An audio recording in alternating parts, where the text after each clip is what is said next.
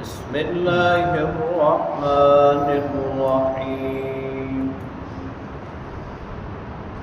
وإذ جعلنا البيت مثابة للناس وأمنا واتخذوا من مقام إبراهيم مصلى وعهدنا إلى إبراهيم وإسماعيل أن طهرا بيتي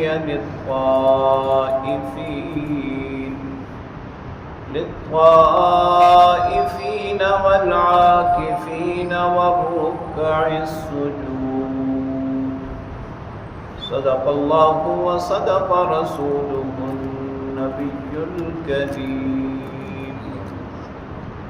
سورہ بقرہ کی آیت نمبر 125 کی تلاوت آپ نے سماعت کی۔ ترجمہ سماعت فرمائیں۔ وَإِذْ جَعَلْنَا الْبَيْتَ مَثَابَةً لِلنَّاسِ،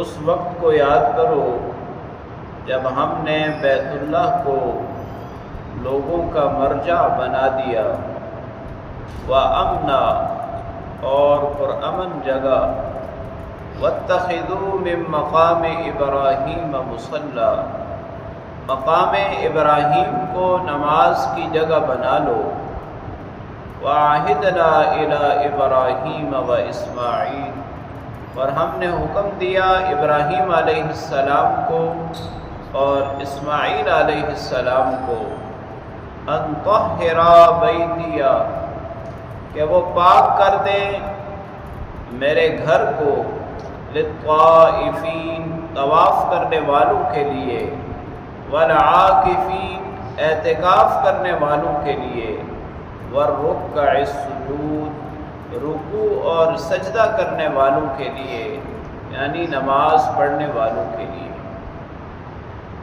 یہود بیت اللہ کی عظمت کے، اس کے احترام کے قائل نہیں تھے، اور نہ ہی وہ حج کو اللہ تعالیٰ کا حکم سمجھتے تھے، بلکہ وہ ان تمام چیزوں کی نسبت مشرکین کی طرف اور زمانہ جاہلیت کی طرف کرتے تھے۔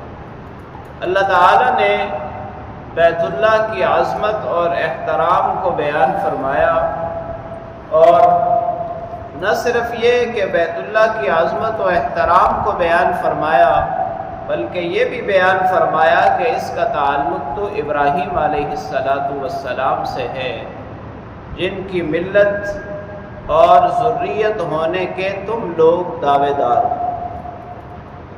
پہلے جملے میں اللہ کریم نے فرمایا کہ ہم نے بیت اللہ کو لوگوں کے لیے مرجع بنا دیا، مرجع خلائق۔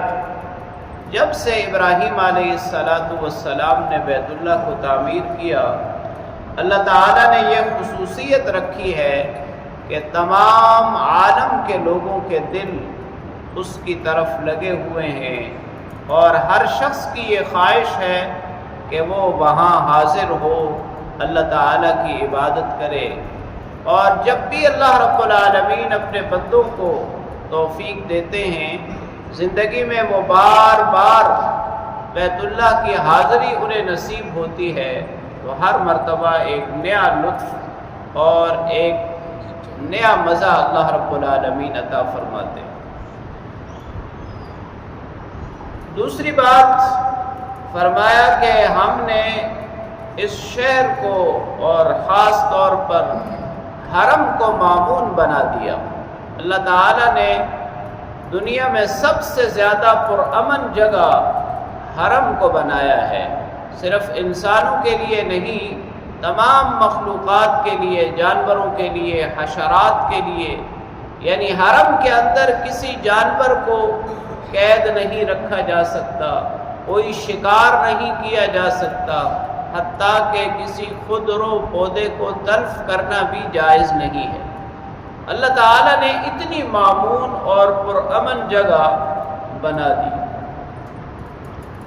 دوسرے جملے میں اللہ کریم نے مقام ابراہیم کی اہمیت کو بیان فرمایا۔ مقام ابراہیم سے مراد وہ پتھر ہے جس پر ابراہیم علیہ السلام نے کھڑے ہو کر بیت اللہ کی تعمیر کی۔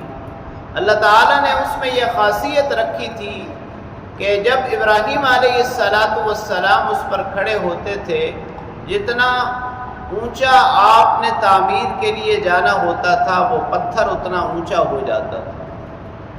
پھر اللہ رب العالمین نے اس کو یہ عظمت عطا فرمائی کہ لوگوں کو حکم دیا کہ مقام ابراہیم یعنی یہ پتھر جہاں پر موجود ہے اس کو نماز کی جگہ بنا لو۔ طواف کے بعد جو 2 رکعت طواف کے نفل جسے کہا جاتا ہے، ان کے لیے سب سے بہترین جگہ مقام ابراہیم ہے۔ ہاں اگر وہاں پڑھنا ممکن نہ ہو تو پھر حرم میں کہیں بھی ادا کیے جا سکتے ہیں۔ تیسرے جملے میں اللہ کریم نے فرمایا کہ ہم نے ابراہیم علیہ السلام کو اور اسماعیل علیہ السلام کو یہ حکم دیا کہ وہ بیت اللہ کی، حرم کی، کعبۃ اللہ کی صفائی کا انتظام کریں، اور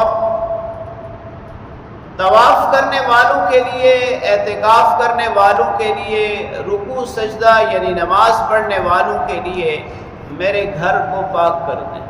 اللہ رب العالمین کے گھر کو پاک کرنا اور صاف کرنا، یہ ابراہیم علیہ السلام اور اسماعیل علیہ السلام سے اس سعادت کا آغاز ہوا۔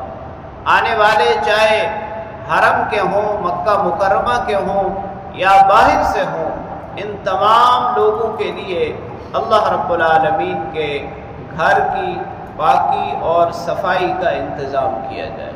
اللہ کریم سے دعا ہے اللہ تعالیٰ کلام پاک کو پڑھنے، سمجھنے اور اس پر عمل کرنے کی توفیق نصیب فرمائے۔